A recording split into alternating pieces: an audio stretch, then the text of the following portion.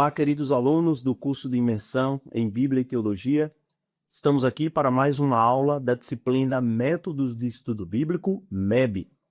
Desta feita para a aula 2. Já tivemos a aula 1, em que introduzimos alguns conceitos importantes, mostrando o que essa matéria se propõe a estudar, o método que vamos adotar, que é o método indutivo, e hoje nessa aula 2 nós vamos continuar falando sobre método de estudos. Nós vamos ver hoje o passo 1, que é a observação, que é o primeiro passo do estudo bíblico indutivo. Eu espero que você esteja pronto para essa aula e que seja uma aula bem enriquecedora para você.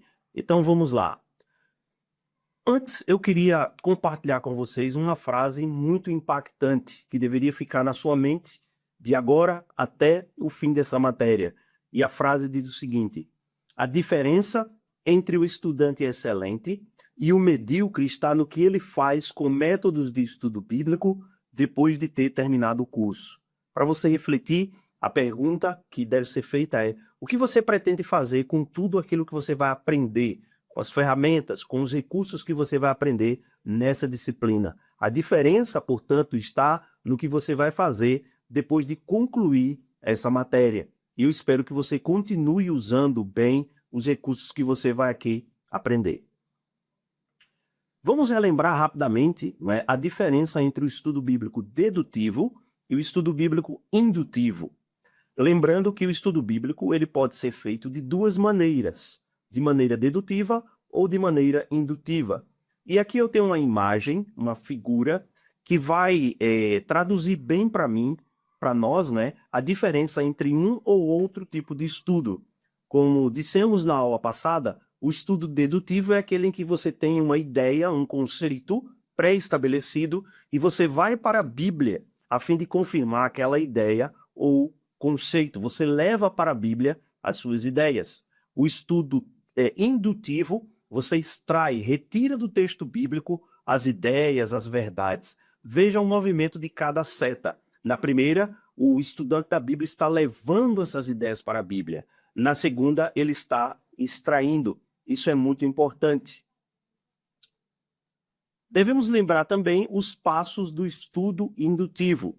São 3 passos que nos ajudam a executar, a fazer, a realizar o estudo bíblico indutivo. O primeiro passo é: observe bem o texto bíblico. Leia atentamente e observe o texto bíblico. É esse passo que nós vamos estudar hoje. Nas próximas aulas, iremos estudar o passo 2, que é a interpretação, e o passo 3, que é a aplicação. Então, o primeiro passo, observe o texto bíblico. Segundo passo, interprete o texto bíblico. E o terceiro passo, aplique o texto bíblico à sua vida. Esses são os 3 passos. Eu queria começar falando sobre a observação, que é o passo número 1 do estudo bíblico indutivo, fazendo algumas considerações iniciais, caro aluno, e dizendo para vocês que, muitas vezes, quando lemos um texto bíblico, não conseguimos extrair todas as riquezas contidas nele. O texto bíblico ele é muito rico, ele contém muitas informações, mas nem sempre, numa primeira leitura, nós conseguimos extrair toda a riqueza, todos os recursos que o texto nos apresenta. Um dos passos fundamentais para o estudo bíblico é a observação. Nesse ponto da observação, o estudante da Bíblia fará o trabalho de um detetive, de um investigador, levantando perguntas, levantando questionamentos, procurando investigar e observar os pormenores, os detalhes. Qual o propósito da observação? Qual o objetivo da observação? No estudo da Bíblia, é tornar o estudante familiarizado o máximo possível com o que o escritor bíblico, disse no texto. Quanto mais se observar, maior será os detalhes conhecidos. A exatidão tem papel fundamental na observação. Veja essa frase, caro aluno, ela até tem uma certa rima. A exatidão tem papel fundamental na observação. Então, em outras palavras, esse é o objetivo da observação. É tornar o texto familiar ao leitor que é você, a fazer com que você possa se saturar daquele texto bíblico está bem familiarizado com aquela passagem ou com aquele versículo em análise, em estudo. Podemos definir a observação da seguinte maneira: o trabalho de encontrar e anotar o máximo de informações importantes que dará luz na compreensão do estudo bíblico. Então veja que a observação ela é muito importante para lançar luz na compreensão, no entendimento, na interpretação do estudo bíblico. Nós podemos afirmar que se você não fizer uma boa observação do texto bíblico, dificilmente você vai fazer uma boa interpretação do texto bíblico. Então, encontrar e anotar o máximo possível de informações que vão ajudar a entender a passagem que está sendo estudada. Mas precisamos ter alguns requisitos, cumprir algumas exigências para fazer uma boa observação do texto bíblico. Primeiro, oração e dependência do Espírito Santo.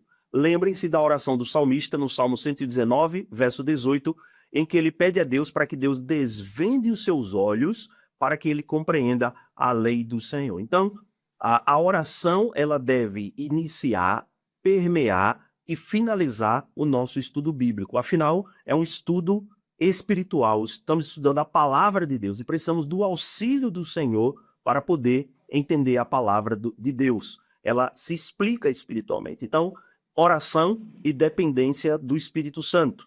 Também, interesse e motivação por parte do estudante. Você precisa ter bom interesse, precisa estar bem motivado para poder fazer uma boa observação. Outro requisito, perseverança e também paciência. São fundamentais, porque muitas descobertas, pensem aí em descobertas científicas, né? Elas foram feitas quando os pesquisadores já estavam no limite, exaustos, né? E aquela repetição, aquela constância, aquela perseverança. Então, perseverança e paciência na observação. Outro requisito também, cautela. A observação é só, caro aluno, a primeira etapa no estudo da Bíblia. Fique atento às seguintes dicas. Não se perca nas minúcias, nos detalhes desnecessários. Divida o seu tempo de forma sábia para todas as etapas do estudo bíblico. A observação é só a primeira etapa, mas temos ainda a interpretação e a aplicação. Não dê igual valor a tudo. Procure discernir, diferenciar o que é mais importante. No decorrer da prática, o aluno desenvolverá seu discernimento em colher informações mais importantes e poder descartar as informações que são mais neutras, que não vão influenciar tanto. Agora, a pergunta é, como eu começo a observar e onde eu começo a observar? Nós já vimos a importância da observação, a definição da observação, os requisitos para fazer uma observação. Agora, como é que você, na prática, começa a observar um texto bíblico? Primeiro, observar o todo do texto bíblico. O ideal é quando você vai observar uma passagem em um livro, em uma carta, você já tenha lido todo o livro ou você já tenha lido aquela parte, né? Ou lida toda a carta, idealmente, para poder ter em mente o todo. E aí depois você vai para as partes, analisar as partes, que são os parágrafos, né, os capítulos, e chegando até os detalhes. Os detalhes, eles são observados à luz do todo e à luz das partes. Isso é muito importante. A primeira coisa a ser feita é anote as primeiras impressões. Então, quando você se deparar, quando você já selecionou, escolheu aquela passagem ou aquele versículo, a primeira coisa é anote as primeiras impressões que saltam aos seus olhos. Nem o item ou ideia é insignificante no primeiro momento. Então, os personagens envolvidos, lugares, datas, episódios, acontecimentos. Escreva cada item observado para a sua mente ficar livre para observar outras coisas, para você também não esquecer, não confundir, não perder algum insight, alguma observação importante. Então, registre aquilo que você está observando. O que você vê primeiro? O que é que você está vendo em primeiro lugar? O que salta aos seus olhos? O que é evidente? O que é claro? Dados interessantes que chamam a sua atenção devem ser notados também. Impressões mais genéricas, depois impressões mais específicas. Eu queria compartilhar com vocês algumas estratégias de leitura para o texto bíblico, né? Para você fazer uma boa leitura do texto bíblico. A primeira estratégia, leia com atenção. É fundamental um aluno de MEB que quer fazer uma boa observação, fazer uma leitura atenta, uma leitura focada no texto bíblico. Leia repetidamente. Leia quantas vezes for possível. Leia quantas vezes você puder o texto bíblico. Em outras versões, talvez em outros idiomas, mas leia. Não se canse de ler o texto várias vezes. Leia pacientemente. Não leia apressadamente, mas leia pacientemente, com paciência, com foco, com atenção. Leia com oração, leia em espírito de oração, pedindo para que o Espírito Santo abra o seu entendimento. Lembra? A oração deve iniciar e permear todo o estudo bíblico, principalmente o processo de observação. Leia imaginativamente. Imagine os cenários, os personagens, a época, o lugar. Cuidado também para que essa imaginação não seja muito fértil e você imagine coisas que não fossem da intenção original do autor, mas leia com criatividade. Leia também meditativamente. Leia refletindo, fazendo perguntas, ponderando. Leia com propósito, leia com intencionalidade. O que me leva a ler, a estudar, a observar essa passagem bíblica. Então, essas são estratégias que ajudam o aluno na leitura da palavra de Deus. Vamos ao processo propriamente da observação. A observação ela é feita por meio de um processo, há um caminho, há uma forma de se fazer. No processo de observação, a primeira diretriz que devemos tomar é usar as 6 questões básicas, as 6 perguntas básicas que nos direcionam nesse início, já mencionadas na parte introdutória aqui do nosso material. São elas, essas 6 questões aqui. Quem, o que, onde, quando, porquê, como. Nós vamos agora pensar em cada uma dessas questões fundamentais. Primeiro, quem? Quem diz respeito a pessoas, personagens, que estão envolvidas na passagem, na narrativa, na história ou no texto bíblico. Observe todas as pessoas envolvidas no texto. Algumas questões são orientadoras nesse ponto. Por exemplo, nome das pessoas, o significado dos nomes. Lembrem-se que na Bíblia, geralmente, um nome tem uma intenção por trás. Há um significado, geralmente, no nome dos autores e no nome dos personagens da Bíblia. Então, esteja atento aos nomes, mas também o significado desses nomes. Características dos personagens, características físicas, espirituais, morais, emocionais. Autor do destinatário, autor é quem escreve, destinatário é para quem o documento é endereçado, é o leitor. Quem é o autor, como ele se apresenta, como ele se qualifica, quem é o seu destinatário, como é apresentado, o que é dito sobre os leitores, o que se diz sobre a pessoa ou pessoas, o que ela mesma diz de si, o que outros dizem daquele personagem, o que a pessoa diz, como eu falei. A segunda coisa, o que? Primeiro vimos quem? As pessoas envolvidas no texto. O que diz respeito a acontecimentos. Nesse ponto, teremos o que aconteceu ou está acontecendo no texto. Observaremos que tipo de situação estamos lidando no texto. É uma guerra? É um período de paz, de tranquilidade, de transição? O que está acontecendo?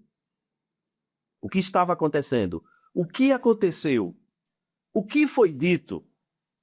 Atitudes, ações e reações dos personagens, das pessoas envolvidas no enredo, na narrativa ali. Terceiro, onde? Onde diz respeito a lugar e cenário, ambiente onde as coisas se desenvolveram, onde os acontecimentos se deram. Aqui teremos em mente o cenário onde a passagem acontece. No caso, se o texto for uma narrativa, boa parte da Bíblia é no gênero narrativo, nos dará o cenário da história. Consultar um bom dicionário bíblico trará grandes informações enriquecendo o nosso estudo. Local, onde é o local? Tem o nome da cidade, do país, onde o evento aconteceu, significado do nome da cidade, assim como as personagens, geralmente, as cidades na Bíblia têm um significado, um sentido por trás. Características do local, às vezes o tamanho geográfico, a localização geográfica. É um lugar histórico, a localização propriamente, onde as pessoas estão na história, em que posição, em que lugar elas ocupam na história. Quarta pergunta, quando? Quando diz respeito ao tempo. Quando os fatos aconteceram? Qual dia, hora, o momento? Tente caracterizar a época em questão. O momento político, na história de Israel, na história do Novo Testamento, na história da igreja. O momento social, histórico, espiritual, no início do ministério de Jesus, depois, enfim. Então tem muitas informações aqui importantes sobre o tempo, né? A época é muito importante para a compreensão da passagem estudada. A gente poderia ver em Marcos 1,35, quando Jesus diz, né? Quando Marcos diz que Jesus, depois de uma madrugada, depois de um dia intenso de madrugada, ele se levantou para buscar ao Pai, para orar. É interessante que o tempo ajuda a entender a passagem. Jesus, depois de um dia intenso, aquela madrugada não foi depois de um dia qualquer, mas depois de um dia muito cheio de atividades. Isso significa que Jesus priorizava as atividades do reino. Então, fique atento ao tempo. Quinta pergunta, por quê? Vai nos dizer sobre o motivo ou a razão do acontecimento, do que foi dito. Descobrir a razão ou propósitos do autor nos ajudará a seguirmos a linha de pensamento que ele escreveu o texto. O texto foi escrito com um objetivo. Todo texto tem uma intenção de ser. E devemos nos limitar a ele para a compreensão do texto. Por que aconteceu isso? Fatos e eventos que motivaram o acontecimento. Então você precisa estar atento a isso, na razão. Alguns escritos são mais claros e dizem isso, outros nem tanto. Qual o propósito ou qual a razão expressa no texto? Por que essa pessoa diz isso? Ou diz aquilo outro? E a última pergunta é como? De que forma os acontecimentos se desenrolaram? Rapidamente, lentamente, por mãos humanas, por mãos divinas, né, sendo um milagre. Então, como? Como se realizaram as coisas? Como as coisas se desenrolaram, se desenvolveram? Com que eficiência? Com que rapidez? Por meio de qual método? E aí eu queria fazer um alerta para você ter cuidado. Eu acho que essa imagem aí, como tem um ditado popular que diz que uma imagem vale mais do que 1000 palavras, né? Cuidado para você não estar vendo além da conta, né? Vendo excessivamente na observação, certo? Não veja além do normal. Enxergar coisas onde não existem, né? Vamos cavar um pouco mais fundo agora na observação. Depois de colhermos as informações que vimos acima, né? As 6 perguntas fundamentais, podemos dar alguns passos mais profundos na observação da palavra de Deus. Os passos a serem dados são os seguintes, né? Primeiro, descubra a estrutura da passagem. Quando vamos estudar um texto bíblico, o primeiro passo a ser dado é verificar qual é a forma literária daquele texto bíblico, qual é o modo pelo qual o autor expressa a verdade de Deus. A determinação desse item irá facilitar o entendimento do mesmo, pois cada gênero literário, carta, narrativa, lei, salmo, tem suas regras de interpretação. Aí a gente vai ver algumas desses gêneros literários. A narrativa, como eu falei, né? Livros como Gênesis, Êxodo, Atos do Novo Testamento. Poesia, como o livro de Salmos. Parábolas, como nos Evangelhos, Jesus utilizando-se de parábolas, né? Profecia, como no livro de Isaías, Jeremias, Sofonias, Daniel. Epístola, as cartas de Paulo, as 13 cartas que Paulo escreveu. Admoestação ou exortação, por exemplo, a carta aos Gálatas. Parte didática de ensino, Jesus no Sermão do Monte, né? Também em Romanos 5, Paulo fala isso, né? A carta de Paulo aos Romanos tem muito ensino, muita instrução. Identificar o estilo literário vai nos ajudar na interpretação certa e também na aplicação correta. Muitos erros de interpretação e, consequentemente, de aplicação decorrem do fato do leitor, do estudante da Bíblia, não levar em consideração os diferentes gêneros literários da palavra de Deus. Ao começar seu estudo bíblico, observe atentamente a forma ou a estrutura, pois isso vai ajudar você grandemente a identificar o meio usado pelo escritor para comunicar a sua mensagem. Segundo, depois de descobrir a estrutura da passagem, descubra quais são as palavras-chave. Descobrir as palavras-chave do texto vai nos orientar no principal objetivo do autor no texto. Procure palavras repetidas, verbos ou substantivos. O uso, se possível, de dicionários bíblicos trarão uma maior compreensão da palavra. Mesmo não conhecendo as línguas originais, hebraico, aramaico e grego, línguas em que a Bíblia foi escrita, né? Hoje nós dispomos de bons materiais que nos fornecem conteúdos suficientes para uma melhor compreensão. Então, descubra as palavras-chave. São aquelas palavras teológicas, elas são repetidas. Se você retirar elas, compromete a compreensão do texto, né? Algo que o autor, como eu falei, escreve repetidamente. Algo que, se removido do texto, deixa sem significado. Terceira coisa, leis de composição. O que é isso? Todas as passagens ou livros bíblicos têm uma unidade literária geral, narrativa, poesia, didática, profecia. Porém, poderá encontrar vários princípios específicos de estruturas literárias, chamadas de leis de composição. O autor bíblico usa para dar ênfase, para chamar a atenção do leitor, do ouvinte, para destacar alguma verdade ou algum princípio. Veja, por exemplo, aqui algumas leis de composições, né? Alguns exemplos. Por exemplo, comparação. Mostra semelhanças entre coisas, pessoas e ideias. O salmista no Salmo 1, né?